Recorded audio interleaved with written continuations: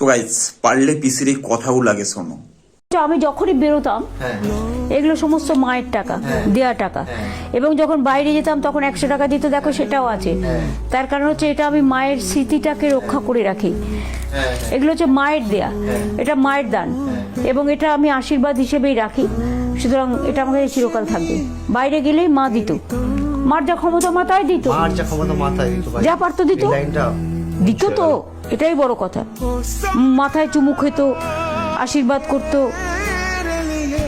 কত ভালোবাসতো, কত কি শিখিয়েছে আমাদের। মায়ের মুখ না দেখে আমি কোথাও যেতাম না। মা আমার কাছে হৃদয়ের সবচেয়ে বড় দেবতা। মা আমাকে জীবনে কোনোদিনও বকেনি। মাকে আমি সাহায্য করতাম যখনই আমার একটু জ্ঞান হয়েছে, মানে যখন থেকে জগৎটাকে জানতে শিখেছি, ছোট্টবেলা থেকে মাকে সাহায্য করি। অনেকে আমরা এই পিসিকে নিয়ে অনেকে আমরা ট্রোল করি, হ্যাঁ অনেকে আমরা ট্রোল করি, অনেকে আমরা কটু কথা বলি।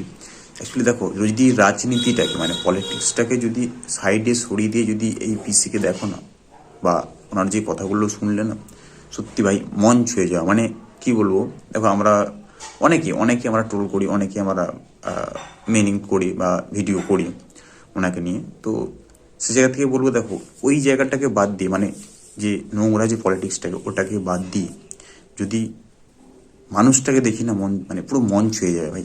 মানে এই ভিডিওটা দেখার পরে সত্যি বলছি, মানে খুব ভালো লাগলো। আজকে ওনার মায়ের সেই পুরনো টাকা আজও উনি রেখেছেন, সেই দিনের পুরনো কথা। হ্যাঁ ভাই, আমাদের সময় ওই 1 টাকা আটানা খুব মানে বিরাট ব্যাপার। একটা 1 টাকা পেয়ে গেছি মানে ভাই বিরাট ব্যাপার, চলো স্কুল যেতে হবে। আটানা পেয়ে গেলে ও বিরাট ব্যাপার। কিন্তু এখন আর সেই দিনটা নেই। যে খুব ভালো লাগলো ভিডিওটা, মানে কি বলবো, একদম মন ছুঁয়ে যায় ভিডিও। জানি না কার ভালো লাগবে না লাগবে জানি না, কিন্তু আমার খুব ভালো লেগেছে। একদম পার্সোনালি বলছি, আমার খুব ভালো লেগেছে।